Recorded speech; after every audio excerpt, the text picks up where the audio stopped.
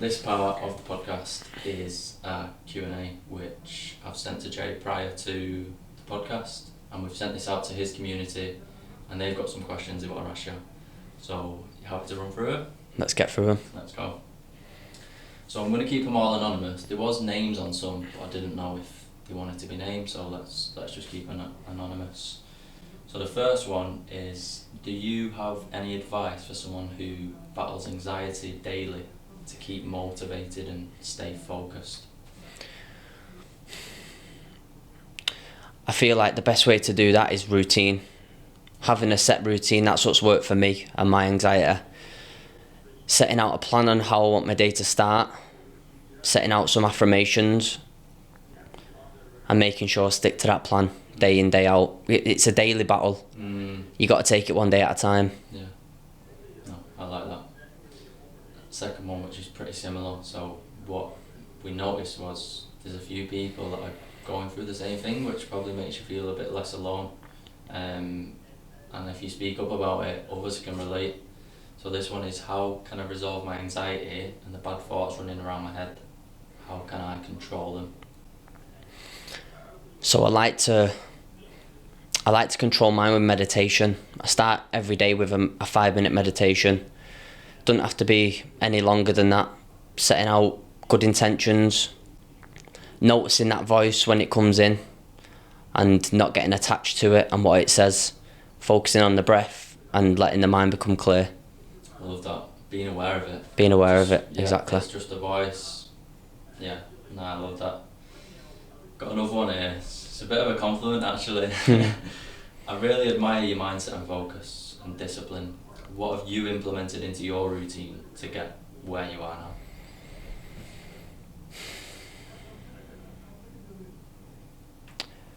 Hard work and discipline. It's got to be the main two. Understanding what I've got to do and doing it no matter how I feel. That's what's created this mindset. Yeah. And I think people struggle with this because this is a conversation we'll have later about motivation. It's like motivation versus discipline. Motivation comes and goes. Yep. Discipline is, I feel shit, I'm anxious, but I'm going to do it anyway. Becomes part of your personality. Yeah. What do you think has moulded you into the person you are today?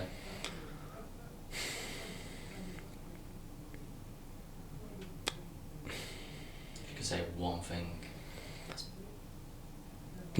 The one thing that's moulded me into the person who I am today, it's got to be the death of my uncle.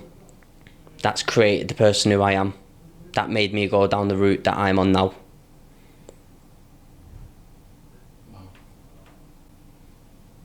And what has been your biggest challenge in life, and what motivates you to keep going forward?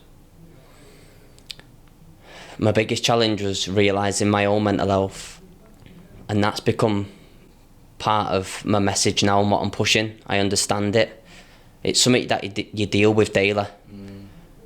So it's a complicated question, but you find answers through your daily habits and what you start to do. I mean, a lot of these are the same. Yeah. Which, as I said, you know, if you've answered the first one, a lot of them will apply going forward, so they will get a lot out of that. I am just going to go through them just so everyone feels like they've had the question answered. What advice would you give to someone who's struggling mentally?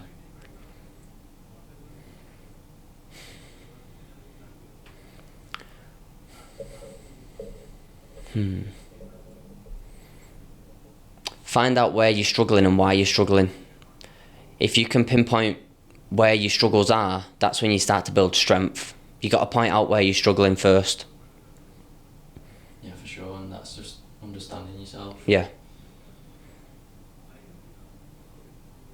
So this one is, I'm trying to stay positive, and it's hard sometimes. What do you do to overcome that negative, whether it's negative thoughts? It's catching yourself when you start feeling negative. That's the key, or at least from my experience. Understanding that it's just a thought, and you can flip it. Start pointing out the positive things in life and in your day. and start showing gratitude towards that and being grateful. I like that. Noticing it's just a thought. Yeah. That's another thing, like letting it come, let it pass. Don't get attached to it. Hold on to it. Yeah. What does a day in the life look like for you? Training and eating. A day in the life. Well, it starts at 4:30 a.m. I have my set morning routine every single morning. I meditate, I have my supplements and a journal, and then I get ready for the gym. I get to the gym for 5:30. Workouts completed for 7. I get to work for 7:30. I work till 5 p.m. I come home, I set any CMOS deliveries that I need to do, or any education that I need to do. I get that done in a 2-hour window, and then I eat in between them times. Yeah, let's not forget that. It's a very structured routine that I do every single day, and I think that's what's put me in the position I am today. Just being strict with my routine. Yeah. Shout out to CMOS. Shout out to CMOS. Is that all of them? There is one on here, but I feel like I'm going to ask it on the podcast. Because I don't think it's a one and done. It's more of, we're probably going to dive into it. Okay. So I hope you're happy with Jay's answered all your questions. We'll get into the podcast. Welcome to episode 5 of the Value Exchange podcast. Today I'm excited to be joined by Jay, fitness enthusiast, business owner, and probably one of the most disciplined and strong-minded people that I've met. And I like to jump straight in. So what I noticed straight away is the Jay sat in front of me today is not the same Jay that I met in high school. Is that fair to say? Yeah, completely different person. Yeah, so what I want to do is capture your journey as much as I can. So if we start to think about the earlier years, what was life like for you?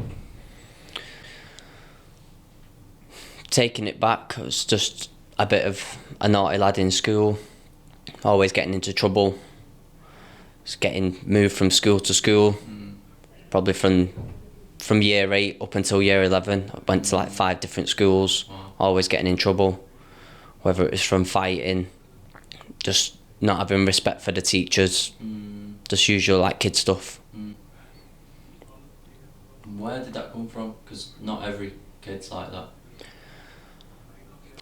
I feel like I had a lot of anger as a young lad. I'm not sure where from, but there's probably reasons for that.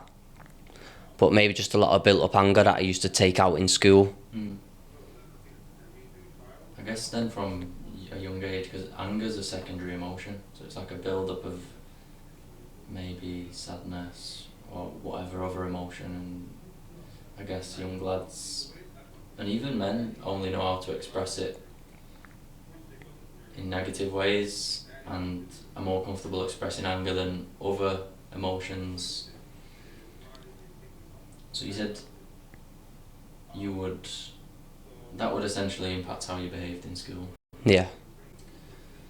Did you have anyone there that could kind of help you navigate that anger?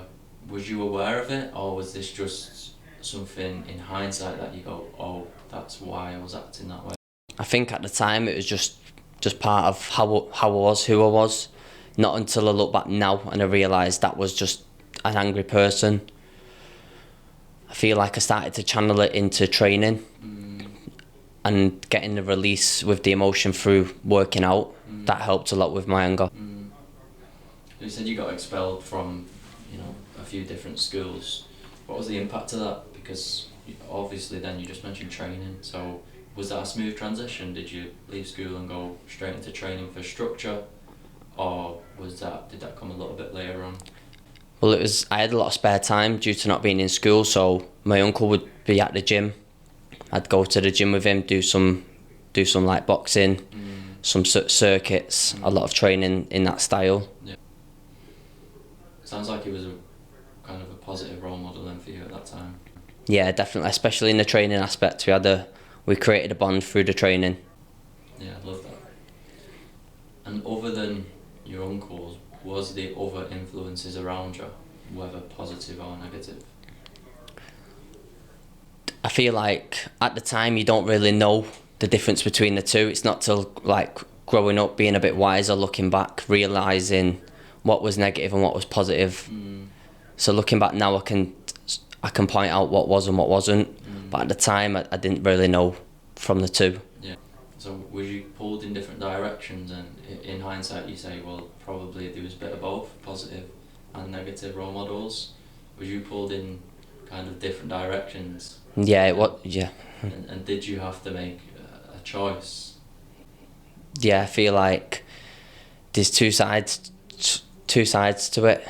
There was definitely a lot of negative around where I was and where I grew up,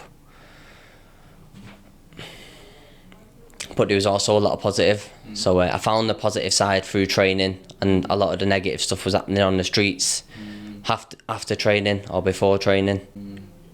That must have been tough to navigate though, because it's like in one aspect, like you're doing something good, you're training, you're disciplined, like you're taking care of yourself, and then on the other side, like as soon as that's finished, you're out doing whatever.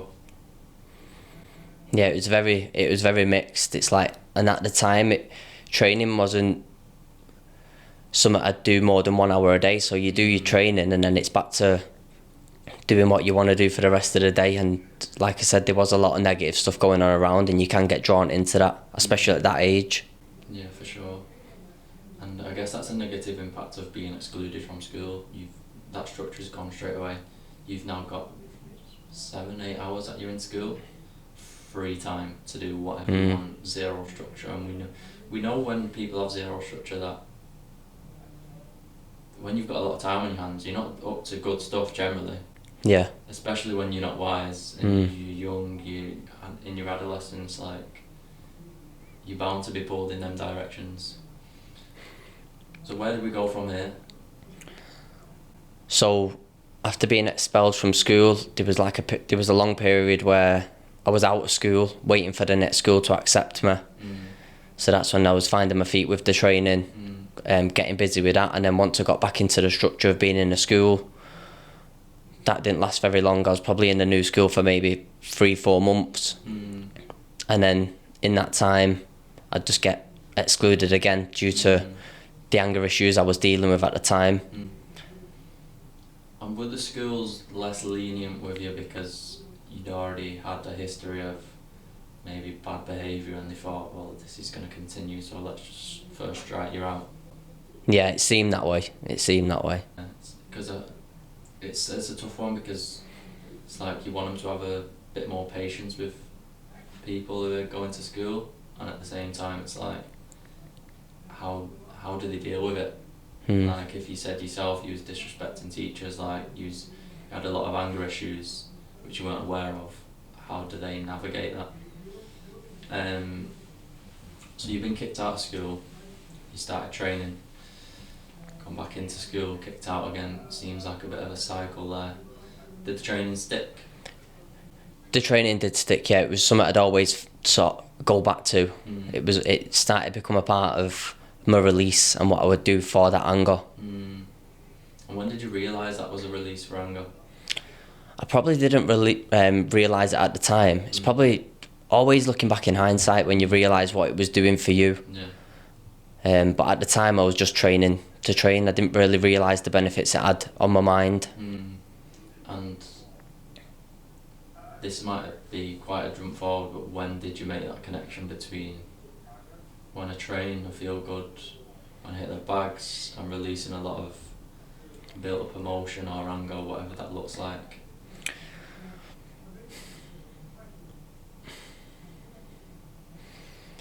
Probably not up until recently, to be fair. It's like after years of training and having that in a release but not recognising it, it wasn't until something tragic happened and then I found my feet in training and realising, whoa, this actually makes me feel a lot better. Yeah. I'd say that was the turning point. So maybe it's education on it as well as something happened for you where your mental health or your emotions were probably a bit out of control, and then training kind of helped you get them a bit more under control. Is that fair to say? Yeah, that's correct. So where do we go from being kicked out of school, every school you went to you've been kicked out, and you picked up the training but the training's stuck, so where do we go after school? So after I was finding myself at my granddad's a lot of the time. That's where I'd spend most of my time due to no one being home. My mum was at work, so I'd never really be around there. I'd be around at my granddad's with my uncles, talking about training, watching bits of UFC, Yeah. doing things like that. Yeah. So you sound like very much a family person. Yeah, definitely. Yeah. So was there any point where you looked forward and kind of looked at, do I want a career, do I want a job? At the minute I'm just training and maybe doing whatever else outside of training. Yeah, well, at the time I was just busy with my training, being a young lad on the streets, getting up to no good. It's like where the area that we're from, it comes a bit natural for the young lads. So I was just keeping busy training and messing about on the streets. And it's easy to get pulled into that. Like they say, you're a product of your environment, and I think it takes like a conscious effort to go, actually I'm not going to engage in this, I'm going to go and focus on myself and try and do something better and more positive. So from there, you're messing about on the street, you're training. What was the turning point? If you continued that going forward, what changed and when did that change? The biggest change in my life was when my uncle committed suicide. Wow. And when was that? That was 2016, January. And this was the uncle you used to train with. You had that bond with, probably a positive role model. Yeah. In your life. It must have been tough. Yeah, really tough. How did you handle that? I went on a bit of a negative spiral, drinking, going out, doing things I'd never usually do, trying to escape from reality. And I think it's easy to do that. Like, you know, that's massive. Like, it's hard to deal with. Where do you go from there? I went on like a 6-month period of just going out every weekend, drinking, getting into trouble, getting into fights. It wasn't, and nothing positive was coming from it. I guess, what changed then? Because obviously you said specifically it's a 6-month period after that happened. You were just, it was chaos. What was there a turning point? There was an incident that happened one night after a few too many drinks. A fight broke out. I ended up getting arrested, and it was a bit of a bad charge, and that was the turning point. It ended up realising it wasn't to do with me, and that's when I said to myself, I need to change. Wow. So it sounded like something quite serious. Yeah. Happened.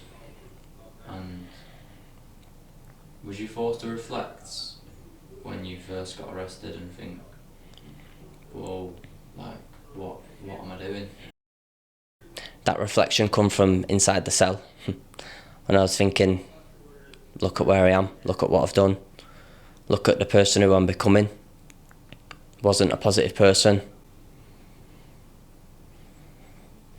So would you say it seems a bit of a weird thing to say, but getting arrested was actually a good thing for you because it gave you that chance to sit in that cell and reflect on maybe how you'd been behaving for the prior 6 months and, like you say, who the person you was becoming.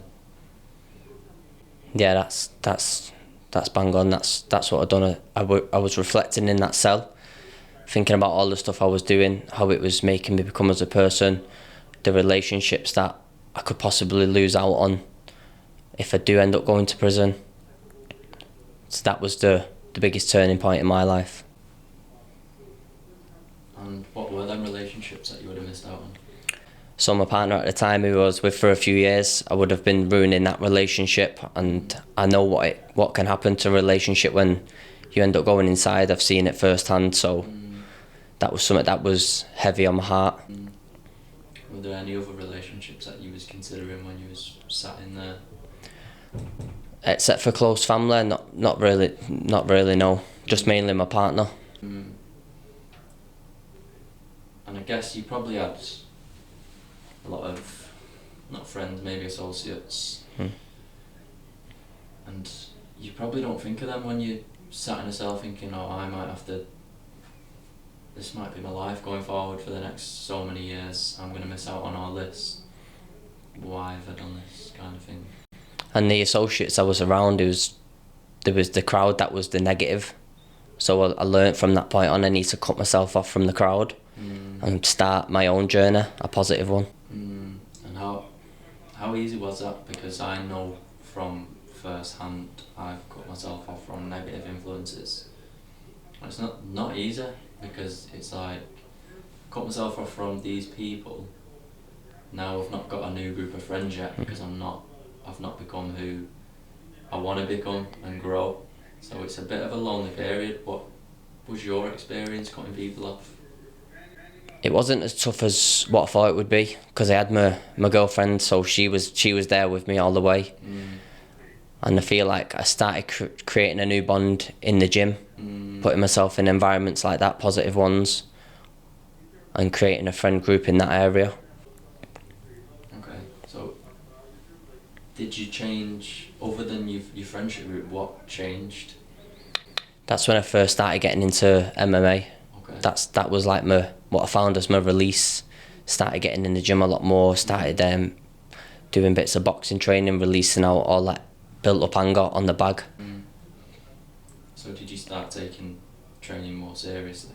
Yeah, definitely. I took it up as a career after that. Okay. Yes, I went all in.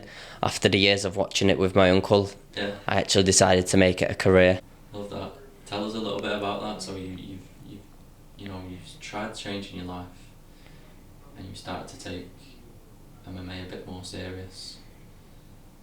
What did that entail? What did it look like? It was a complete flip of the coin, from one bad negative life to a completely positive one. So I started MMA in late 2016, but properly 2017. Started going every single day, making it part of my personality. I was in there morning, I was in there night. I was living it. I was trying to live it as much as I can to kind of block out what happened, but also creating a positive, disciplined person. So there's two things there. You've done it to become more disciplined, change your life, but also block out what happened. Did there become a point where you realised, oh, I can't just block this out, I need to deal with it and grieve? Yeah, I feel like it's still something that can be hard to accept even now today. I feel like it's just a daily battle of accepting what happened and trying to be positive and try and push the message and be that person that can tell you that you can change. Yeah, for sure. And another thing that you mentioned was when you was cutting those friends off, you had your partner to rely on. How important was she? Probably the most important part of it. She was there for the days that wasn't going good and I was down. She was always there to pick me up, and always there smiling when times were good. And you're still with her right now? Still with her right now, yeah. Good decision. Yeah, definitely. So you and your partner are making the move on Tuesday to Dubai. What a move. Tell me a little bit about that. So we've visited Dubai a few times now, and it's a place full of, as soon as you land you feel that positive energy, something that you don't really get much often around here. So it was like a vibe that draws you in. Like I said, we've been a few times, and on the fourth time we made the decision that we should try and move here, and it's been a long 12-month plan. We've been chipping away at what we need to do, taking off all the right decisions that we had to make. You taking the dog, right? Yeah, the dog's coming. Stormy's coming. Stormy's sat next to him on the plane. No, I love that because it's nice to see people thinking big, got big ambitions. How important is it to have a partner that shares your vision and shares that mindset that you have? I feel like it makes it possible. It's possible on your own, but when there's two of you doing it, it's gonna happen a lot quicker. And for people who don't have a partner, because obviously you said you can do it on your own, but maybe on the bad days you can bounce off each other and say, look, this is our goal, vision that we're moving towards. How can then people who don't have a partner stay committed to that goal and still move towards it on maybe the tougher days? Just comes with a lot more discipline, and like you say, you've got to be able to catch yourself when you're not being disciplined, rather than having someone hold you accountable. You've got to hold yourself accountable. And that can be tough. Yeah.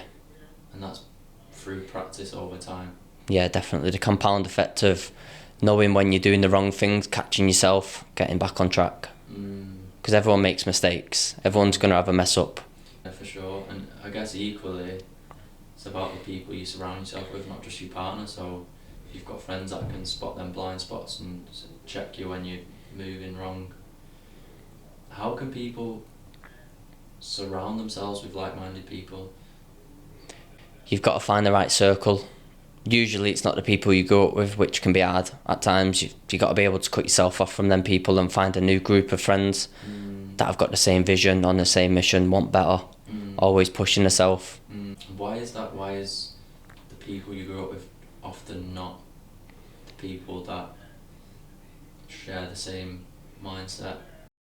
I think it's just down to the area. I think a lot of people can get stuck in like the loop of going out, partying, doing the wrong things, and then getting stuck in that throughout the rest of the 20s into the 30s. And I guess when you make friends when you're younger, they're not things you look for. You're probably thinking, oh, this guy's sound. That's all you're thinking. Yeah. You don't think, is this guy got the right mindset? Has he got values? Is he moving correctly? You're just like, yeah, this guy's funny, like. Yeah, and then you build a relationship on the fun times, what don't benefit you in the long run. Yeah, for sure. And I'm sure there's a lot of people watching this that are probably hating on the fact that we're speaking about clubbing every weekend and drinking, because, you know, a lot of people do that. It is the norm. And, you know, if that's you, fair enough, like, do you. But maybe for someone who's watching this that goes out every weekend and he's just a bit curious to think, you know, am I doing the right thing here? And maybe wants to make that decision to stop doing that. Where did he start? I can speak from experience and what I did. I wrote down all my bad habits, or at least what I thought was bad and what wasn't working for me. I draw the line down the middle, good habits, and started swapping them out, and it started to create the person who I wanted to be. That's tough though. That takes a lot of awareness and a lot of effort. What are some good habits that people can start practicing? I would definitely recommend podcasts. Yeah. Listening to some books, reading some books. The gym is probably one of the most beneficial habits that you can take, that you can do. Also, trying to just live a healthy lifestyle. I feel like a lot of stuff comes from that. Yeah, I agree. Learning. I mean, you definitely learn from all of them, but podcasts, I mean, I'm going to be biased saying this, but if there's loads of podcasts out there, there's millions of podcasts. You can tap into people that are ahead of you, that know more than you about whatever topic you want. Why not listen to it? It makes sense. You get a lot of knowledge from a good podcast. For sure, and if you can put that knowledge into action, you can become better. But you have to do that to realise it. When did you start listening to podcasts or maybe reading? Like, are these things you do? Yeah, it's part of my routine. I try not to listen to music. I try and listen to a podcast or maybe Audible, get a good book on. I like people like David Goggins, people who have had a tough upbringing but turned it out to become better. And what would you say to someone who says, I don't have time, I don't have motivation to listen to a podcast? find time when you're driving. Every time you're driving in your car, stick a podcast on, stick an Audible book on. There's time. There's always time. For sure. No, I 100% agree with that. You can listen to it in found time. You could be cooking with a podcast on in the back, Audible book in the back, and you don't have to read like 30 pages a day. Saves you a lot of time. You could read or listen to one chapter a day, and over 30 days, it might seem nothing in one day, but over that 30 days you've listened to a whole book. So yeah, 100% agree with that. Do you face any, or have you faced any setbacks or failures throughout the journey we spoke about so far, and how did you overcome it?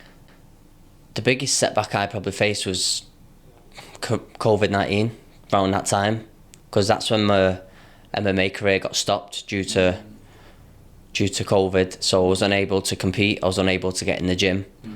Feel like that was a tough time for me mentally, but after the gyms were shut, I was trying to like find where to put. It's like everything arised again, and it was like, where do I channel this energy? I've not felt like this in a while. So I started running a lot more. I think that's when I started getting into the audibles, listening to the books, because I was running a lot, headphones on. Started learning a lot about Goggins and his mentality. That helped me a lot in my tough times. Yeah, I think running's so good for people who struggle with mental health. Like you said you didn't know where to channel that energy, and maybe for someone who doesn't train any combat sports, running might be an outlet for them to release that. Yeah, I'd agree. I'd say it's the second best thing you can do, mentally and physically.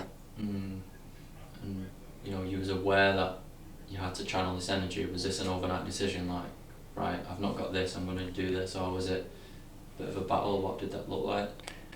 I was pretty fast acting with it, because I've channeled it for so long in the gym, and now that the gyms are shut, I realised as soon as it come onto me, and the only thing possible was running at the time, so I got straight into my running. Oh, that's good. And you mentioned maybe you had a bit of a bad spell there with your mental health. Other than running, how else did you look after your mental health? Well, I found it an escape. I started smoking, and I used that as an escape.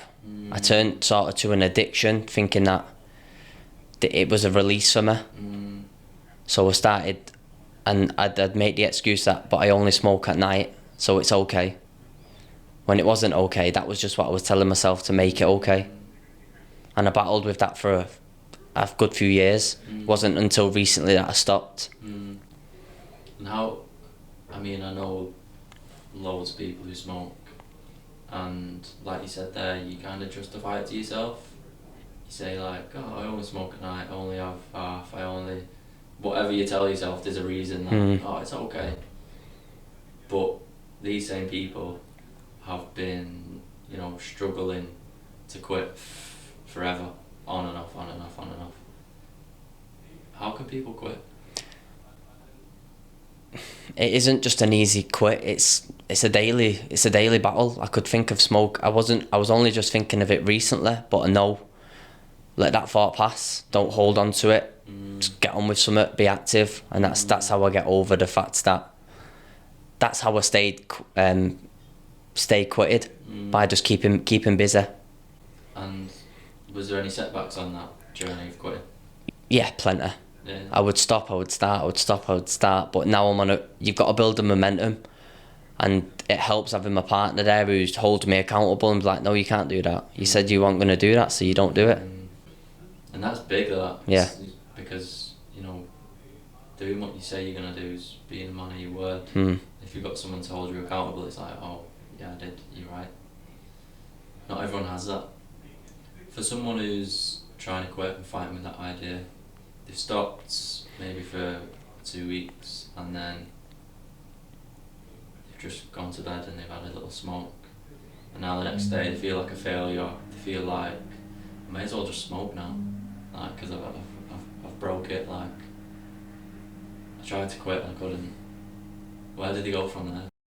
That's a tough one to answer, because it's all about building back that momentum. If you need to, as soon as you break the cycle once, it's very easy just to get back on that repetitive, having a smoke or missing the gym, having a bad meal, whatever it may be. You've just got to create good habits and keep on that. And where does discipline come into that? Because we talk about discipline for the gym, like, don't care how you feel, you've got to get up and work out because after it you feel good. When we talk about smoking, is there discipline involved in not doing that? Yeah, and it's probably the most purest form of discipline as well, because it's an enjoyment, it's something you want to do, you find pleasure in it. So if you can stop yourself from doing that to have a better outcome and feel a lot better, you're going to have a big positive outcome. It's the purest form of discipline. So, going to COVID, you are robbed of training, which for you was massive in helping you navigate your mental health struggles and your emotions. But you started running, so that was kind of your new outlet for your emotions. What else helped you during that time? Because I guess if you was training for a career in MMA, you was probably training a few hours a day. Running, I mean, maximum you might be doing an hour and a half at the most. What else helped you during that time? It was at that time when I started working. I got a job. Once the gyms were shut, I had no way of making my money through selling tickets for my fights. Fights stopped, so I found myself working on the roads, doing a bit of traffic management. Started that in 2021, and only just finished working there recently. So that was like a 3-year period of working there. Yeah. So I started to have a bit more of a structured routine with work. And what was that like? So was that your first job? Yeah, that was my first job.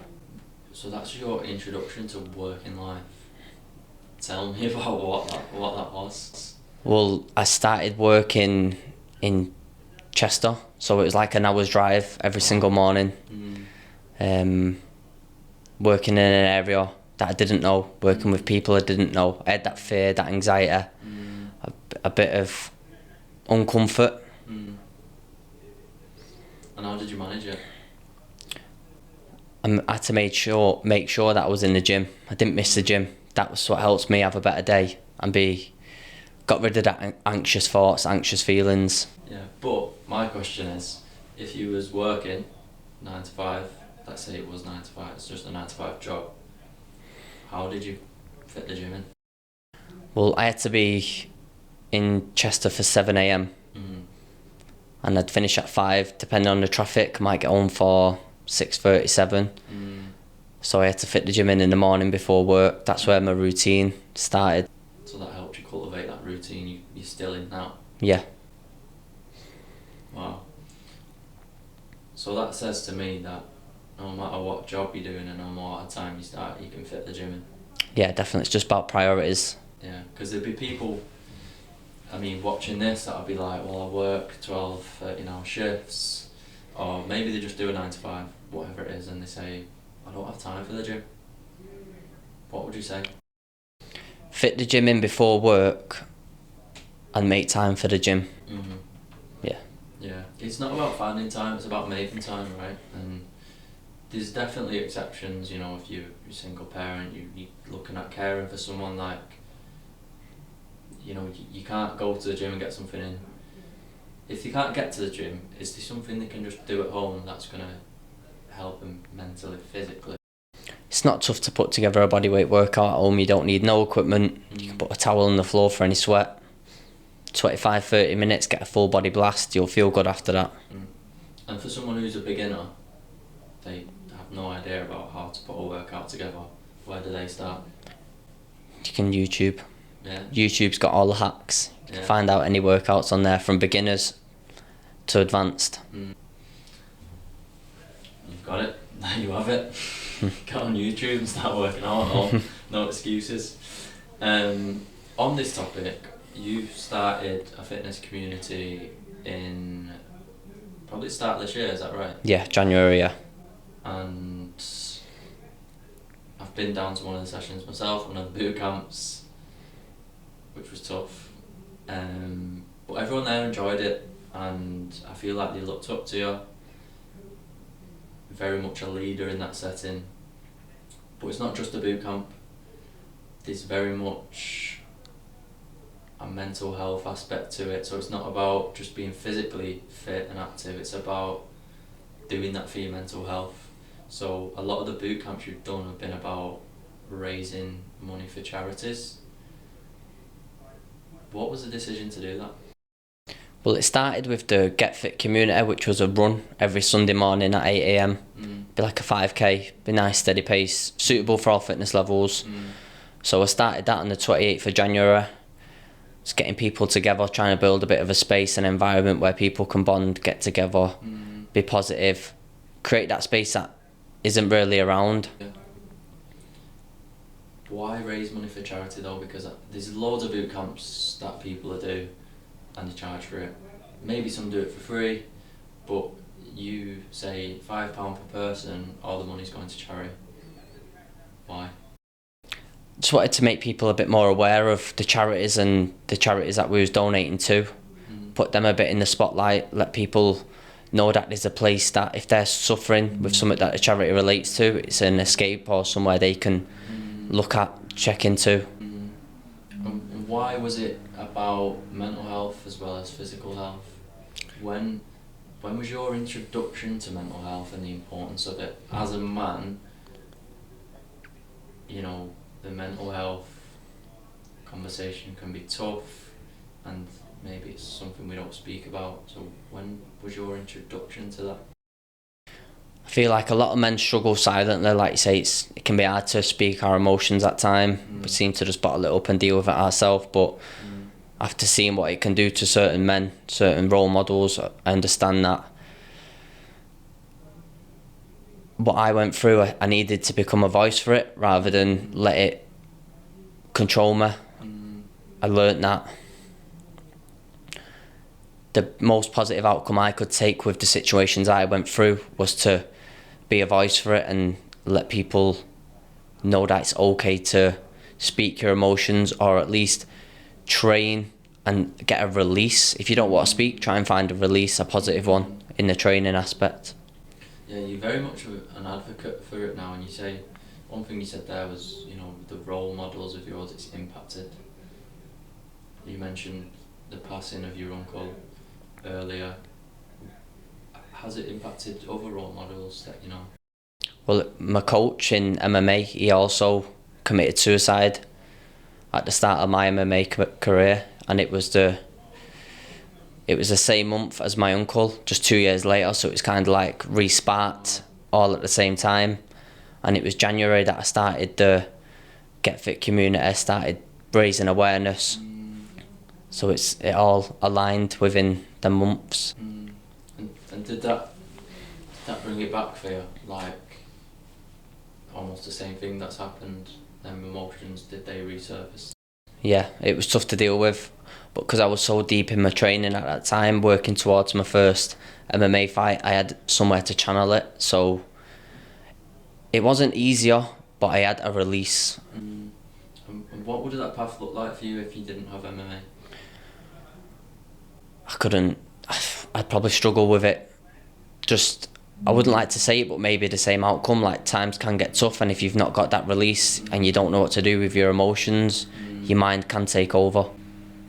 Yeah, for sure, and I guess that's why, you know, the statistics are what they are currently, and that's why I love what you're doing and other people in the space that are making a positive change.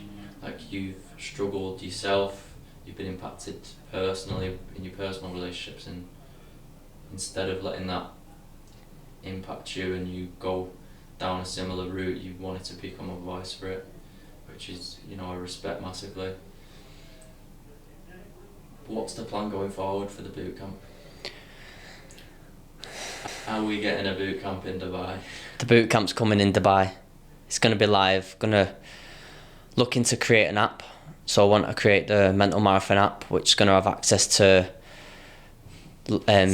workout videos, nutrition, meditation, podcast recommendations, a note where you can express any thoughts, personal contact to me. And we're going to do it where part of the subscription to the app will go to men's mental health, so we're still keeping them as the main Forefront. at the forefront. That's massive. That. Where are you at in the stages of? Because I don't know details, but I know creating an app, there's a lot of work that goes into it. So we've got the structure and how we want it. Okay. Now it's just about putting it together and bringing it to life. Okay. So the plan's set in place. It's only a matter of time. Okay. Do we have a date for the app? Not yet. I feel like there's might be a date there, but you don't want to throw that out. So people can still benefit. Yeah. From what they've been doing since January, and actually you're gonna have a greater reach. Yeah, because the community I've built up now, I don't want to leave them with nothing. So if I can create this app that they can tap into and not just work out on the Saturdays, actually have like a Monday to Saturday workout plan. Every day, it's going to give them that release that they need. Yeah, that's massive. Love that. And on business, and I've got this CMOS right in front of me. Let's talk about Soulful and how that came about. So Soulful started similar times as Corona, COVID-19, when people were struggling with their health, all this stuff on the news talking about how harmful it can be. So we wanted to find supplements that's going to work for us. End up coming across CMOS, studied it, seen that it was good stuff, ordered some, started taking it, felt the benefits straight away. Then after we finished our jar, we couldn't seem to find any more. Struggled to order it because it was from America. No one around here sold it or knew anything about it. We couldn't seem to source any, so we ended up getting in contact with people over in St. Lucia, getting our own CMOS shipped over, but not in the gel, it was raw. We had to learn how to create our own gel, and then Soulful Sanctuary came around. Okay, so this is your business, yourself and your partner run it? Yeah. Okay. What have been the challenges? So I guess you jumped into your 9 to 5, then the Soulful came about. What have been the challenges on the business side, navigating that, launching a company and getting a product that you trust and use yourself, because that's a massive part of it. So it was all about finding the time. So I'd make sure I'd have my dedicated workout time. Morning, I'd work. All my evening time would spend looking up CMOS, finding out its benefits, finding out the best place to source it, and then come to creating it, which is tough. Yeah. Because it's not just the fact of creating a business. You've got to know the do's and don'ts. Yeah. Got to look into it a lot more than what you'd probably think. On the legal side. Yeah, and also just making it. It's like it doesn't come as a gel, so now you've got to learn how to make it into a gel. So a lot of education come with it too. So obviously, Soulful Sanctuary. I just want to know, what's the biggest lesson you've learned so far from launching and managing a business? The biggest lesson would be not being worried about not getting a sale or people aren't trusting your products. Just being consistent with what you're pushing, and know that once people start trying it and they feel the benefits, it will start going well from there. Because that's a product you believe in, so you know how good it is, you felt the benefits, you want other people to now feel them benefits. So CMOS gel, I've never seen this before. I've heard of it, I've heard of maybe some of the benefits. For someone that's never heard of it, used it, and would like to know a little bit more, what are the benefits? How do people use it? So the CMOS gel, it's got 92 out of the 102 vitamins and minerals that your body needs to function at its best. It's great for low iron levels. It's great for applying on the skin if you've got any skin conditions. As for taking it, you just get a spoon, just put it straight in your mouth. It's a bit raw that. So as for taking the CMOS, you've just got just a tablespoon a day. That's all you need. That will cover all the 92 minerals. I have it every morning in my morning routine, sometimes in the evening if I'm feeling a bit low on energy. Perfect. And where can they find it? You can go on our social media. We're on Instagram, Soulful Sanctuary MCR. We're also on, we've got a website also under Soulful Sanctuary MCR. All of them links will be in the description below. So thank you for coming on today. I massively appreciate you giving your time and coming down chatting to me. Thank you for sharing your story and telling us all about the CMOS and Soulful Sanctuary. You've got a lot of good stuff going on. Best of luck in Dubai. I think you're going to love it. Yeah, I look forward to it. Got big plans. Nice one, bro.